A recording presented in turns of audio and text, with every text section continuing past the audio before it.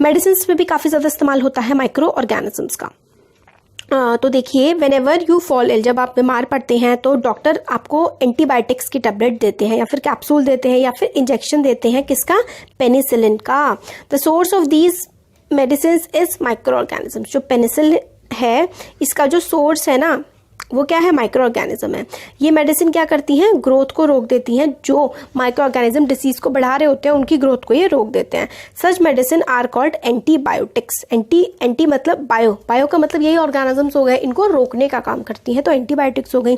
These days काफ़ी सारी antibiotics जो है इस्तेमाल होती हैं बैक्टीरिया और फंगी को मारने के लिए, जैसे कि स्ट्रेप्टोमाइसिन, टेट्राक्लाइन एंड एर्थोमाइसिन, है ना। ये सारी की सारी कुछ ऐसी आपको याद करनी है, एक दो स्ट्रेप्टोमाइसिन याद कर लीजिए, आपने सुना भी होगा काफ़ी ज़्यादा, है ना। तो ये एंटीबायोटिक है एक। Are some of the commonly known antibiotics which are made from fungi and bacteria. तो ये स्ट्रेप्टोमाइसिन वगैरह फंगी बैक्टीरिया की हेल्प से बनाए जाते हैं। Antibiotics manufactured by growing specific micro organisms and are use to cure variety of disease. इनको हम लोग ना एक स्पेशल कंडीशंस में ग्रो करवा देते हैं और काफ़ी ज़्यादा ये हेल्पफुल होती है डिसीज को ठीक करने के लिए। Antibiotics are even mixed with the feed of life stock जो जानवर होते हैं उनकी फीड के साथ भी, उनके खाने के साथ एंटीबायोटिक्स मिक्स करते हैं। जैसे कि पोल्ट्री में भी इनका इस्तेमाल होता है ताकि जानवरों को बीमारियों से बचाया जा सके, और ये प्लांट्स की डिसीज़ को भी कंट्रोल करने में हेल्प करते हैं।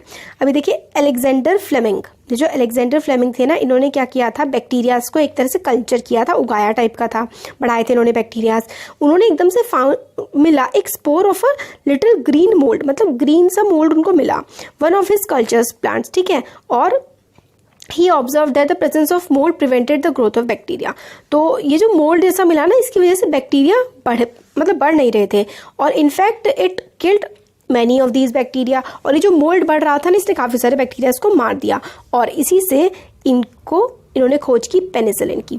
पेनिसिलिन ने बहुत ही ज़्यादा सारी बीमारियों को ठीक किया था, ठीक है। पेनिसिलिन की इन्होंने इस ऑब्जर्वेशन से खोज की थी, किसने? अलेक्जेंडर फ्लेमिंग ने पेनिसिलिन की खोज की थी। तो एंटीबायोटिक्स जो है जानवरों को भी दी जाती हैं, प्लांट्स को भी लगाया जाती हैं। और ये है कि यहाँ पे ये बता रहे हैं कि एंटीबायोटिक्स हम लोगों को बिना डॉक्टर के कंसल्टेशन के नहीं लेनी चाहिए, क्योंकि वो एंटीबायोटिक रेजिस्टेंस क्रिएट हो जाती है बॉडी के लिए, वो काफ़ी ज़्यादा हार्मफुल होती है। तो हमेशा आपको वायरल फ्लू है तो डॉक्टर से कंसल्ट करके दवाई लें, खुद से ना लें। अब आता है वैक्सीन। वैक्सीन क्या होती है?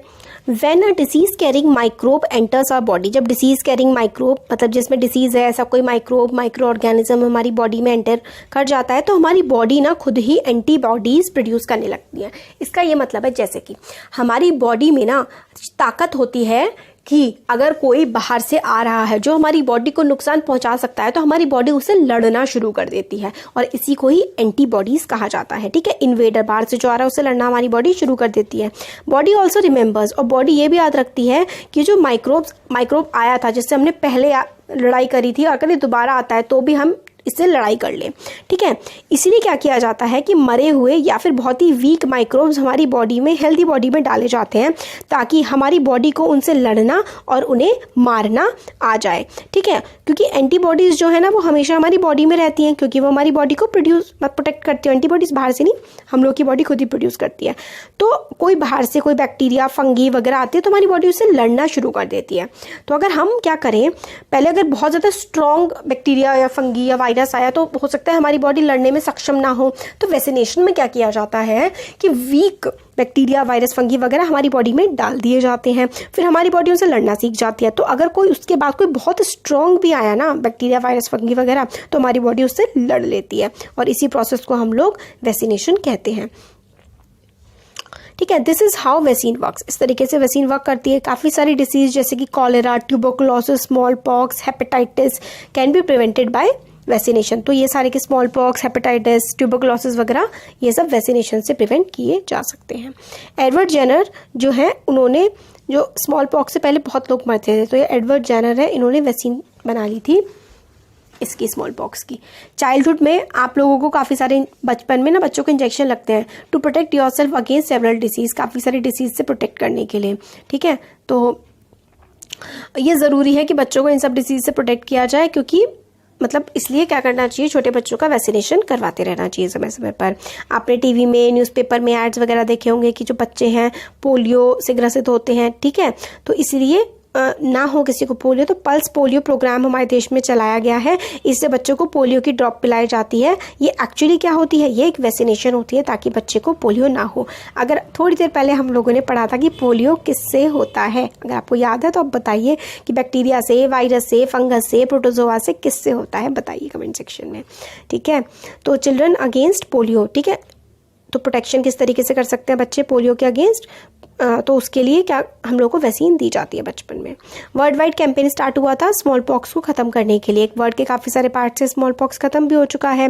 और दीज डेज जो है वैक्सीन काफ़ी ज़्यादा लार्ज स्केल पे बनाई जाती है माइक्रो ऑर्गेनिजम्स का यूज़ करके, ताकि ह्यूमन को, एनिमल्स को प्रोटेक्ट किया जा सके बहुत सारी डिसीजेस से। अब इंक्रीजिंग सॉइल फर्टिलिटी, सॉइल की फर्टिलिटी को बढ़ाना। कुछ बैक्टीरियाज जो होते हैं ना वो एबल होते हैं, हम लोगों ने पढ़ा था राइजोबियम बैक्टीरियाज के बारे में, उनको फिक्सर्स कहते हैं।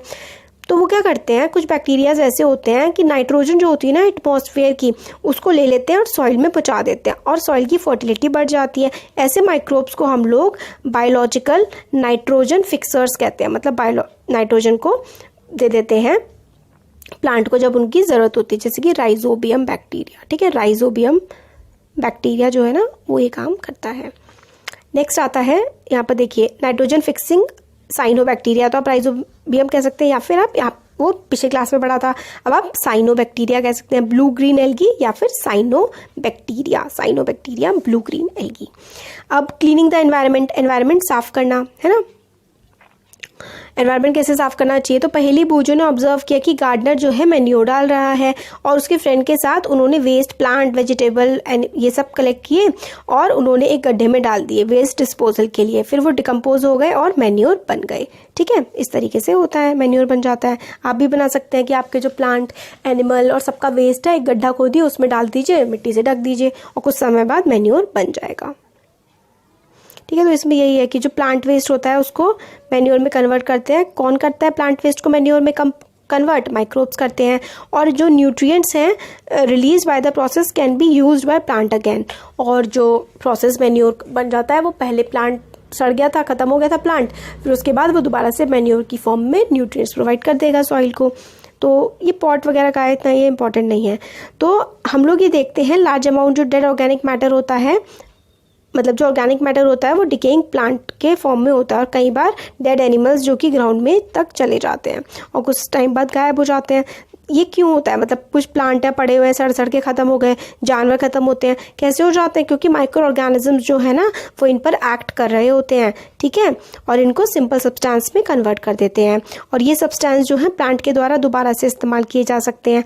इसलिए माइक्रोब्स जो है ना वो हमारे एनवायरनमेंट को साफ करने का भी काम करते हैं, क्योंकि जो प्लांट सड़ रहा है, प्लांट है, एनिमल है, अगर वो ऐसे ही पड़ा रहेगा, सड़ता रहेगा तो हमारे लिए हार्मफुल होगा। बट माइक्रोब्स क्या करते हैं, उसको जल्दी सड़ा के ख़त्म कर देते हैं और वो ज़मीन में फिर से मिल जाता है। तो ये होता है हार्मफुल माइक्रोब्स। हार्मफुल, अब हम लोगों ने अभी तक फ़ायदे माइक्रो ऑर्गेनिज्म काफ़ी हार्मफुल भी होते हैं, जैसे कि बहुत सारी डिसीज़ कॉज ये हमारी बॉडी में करते हैं।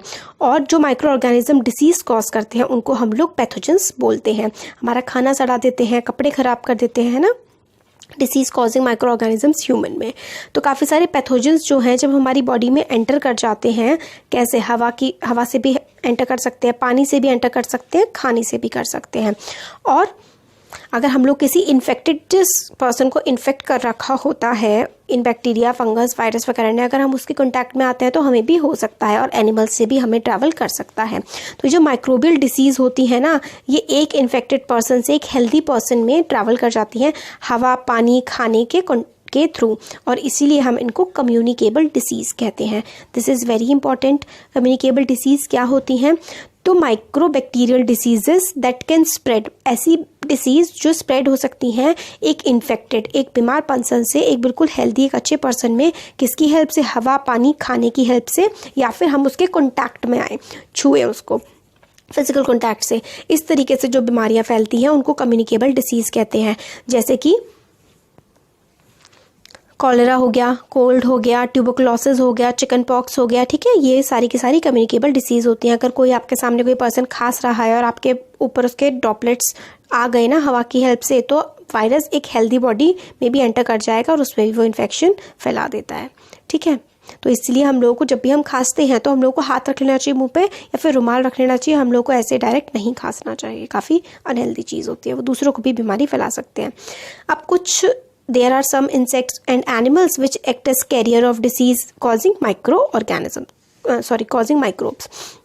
तो कुछ जानवर होते हैं जो कैरियर्स होते हैं, मतलब अपने अंदर ये बीमारियां रखते हैं, जैसे कि हाउस फ्लाई। मतलब हाउस फ्लाई कितनी गंदी गंदी चीज़ों पे बैठती है ना, और फिर किसी की बॉडी पे बैठ जाए तो वो बीमारी फैला सकती है। House fly is one such carrier. Fly set on garbage and animal excreta, गंदगी पे बैठती है। Pathogen stick into their bodies, और ये जो पैथोजन्स है वो ये उनकी बॉडी पर चिपक जाते हैं। और ये जब फ्लाइज अनकवर्ड खाने पर बैठती हैं, मतलब बिना ढके हुए खाने पर जब भी मक्खियाँ बैठती हैं, तो अब वो जो गंदगी है, वो जो डिसीज़ है, पैथोजन्स लेकर के आई थी, वो गंदी जगह पर बैठने से वो खाने में ट्रांसफर ही कर देती हैं और उस खाने को खाने से हम लोग बीमार पड़ सकते हैं। तो इसलिए हमेशा एडवाइस किया जाता है कि कभी भी खाने को ऐसे ही उगाड़ के ना रखें, हमेशा उसको ढक के रखें। तो अनदर एग्जांपल जो कि कैरियर है डिसीज़ फैलाता है, वो है एनोफिलीज मॉस्किटो। ये बहुत सारी बीमारियां फैलाता है। Which carries the parasite of malaria plasmodium. Female Aedes mosquito act as a carrier of dengue virus. Dengue फैलाता है ना, डेंगू मलेरिया वगैरह। तो ये मेनली क्या फैलाता है, ये जो है एनोफिलीज जो है, एनोफिल्स मॉस्किटो जो है ये क्या फैलाता है, एडीज मॉस्किटो ये डेंगू फैलाता है। ठीक है, डेंगू फैलाता है। एडीज मॉस्किटो डेंगू वायरस को फैलाता है।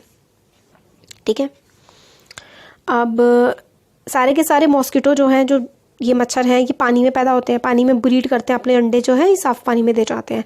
Hence we should not collect water anywhere in coolers, tyres, flower pot etcetera. हम लोग को पानी ऐसे सड़ने के लिए कहीं पर भर के नहीं छोड़ देना चाहिए, क्योंकि उसमें मच्छर पनप जाते हैं। By keeping the surrounding clean, हम लोग अपने आसपास की चीज़ों को साफ रख करके, सूखा रख के मॉस्किटो की ब्रीडिंग को रोक सकते हैं, मॉस्किटो को पनपने से रोक सकते हैं, और मलेरिया के स्प्रेड से भी बचा जा सकता है इस वजह से।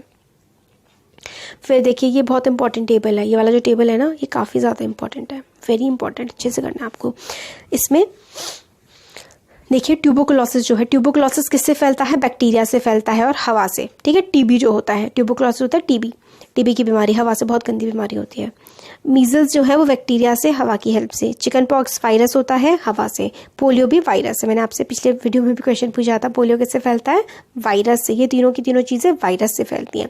तो मीजल्स, चिकन पॉक्स, पोलियो, ये सारी की सारी वायरस से फैलती हैं और हवा से फैलती हैं। ठीक है, अब इसमें क्या होता है कि पेशेंट को बिल्कुल कंप्लीट आइसोलेशन, मतलब बिल्कुल उसको, जो पेशेंट है उसको एकदम अलग रख दिया जाए, उसकी बिलोंगिंग्स जो हैं वो, उसके पास जो सामान है उसका, वो उससे अलग कर दिया जाए, और वैक्सीनेशन प्रोवाइड कर दिया जाता है। अगर पहले बचपन में इसका वैक्सीनेशन कर दिया जाता है। वैक्सीनेशन क्या होता है, हमने पढ़ा था कि उसी बीमारी का छोटा सा, मतलब या तो डेड, ठीक है, माइक्रो ऑर्गेनिज्म, या फिर बहुत ही वीक बॉडी में डाल देते हैं, फिर हमारी बॉडी उससे लड़ना सीख लेती है। फिर अगर दोबारा ऐसी कंडीशन आती है, ऐसा कोई माइक्रो ऑर्गेनिज्म, माइक्रोब या फिर पैथोजन हमारी बॉडी में एंटर करता है, हमारी बॉडी लड़के उसे भगा देती है। ठीक है, अब बैक्टीरिया से होते हैं कॉलेरा और टाइफॉइड, ये पानी से होते हैं, ये पानी से फैलने वाली बीमारी है। कॉलेरा, टाइफॉइड गंदा पानी पीने से होती है ये। तो हम लोगों को हाइजीन मेंटेन करना चाहिए और साफ जगह ही पानी पीना चाहिए और सफाई से रहना चाहिए। हेपेटाइटिस ए वायरस की वजह से होता है, पानी से फैलता है। तो हम लोगों को कैसे बचाव, उबाल के पानी पिए। ठीक है, मलेरिया किससे फैलता है, मलेरिया प्रोटोजोआ से फैलता है और मॉस्किटो से। तो मॉस्किटो नेट या फिर मॉस्किटो रिपेलेंट। मलेरिया तो मच्छरों से फैलता है ना, डेंगू मलेरिया, तो या तो नेट वगैरह, या फिर जैसे कि जो रिपेलेंट होते हैं, जो धूपबत्ती या फिर कुछ कॉइल्स वगैरह आती हैं, ये जला सकते हैं, और इससे अपने आसपास क्लीन रखिए, सूखा रखिए, तो नहीं फैलेगा। क्योंकि कुछ कॉमन डिसीज़ है जो ह्यूमन को इफेक्ट करती हैं, their mode of transmission and few. ठीक है, तो अब ये देख लेते हैं, डिसीज कॉजिंग माइक्रो ऑर्गेनिज्म, ये इतना इंपॉर्टेंट नहीं है, ऊपर हमने देख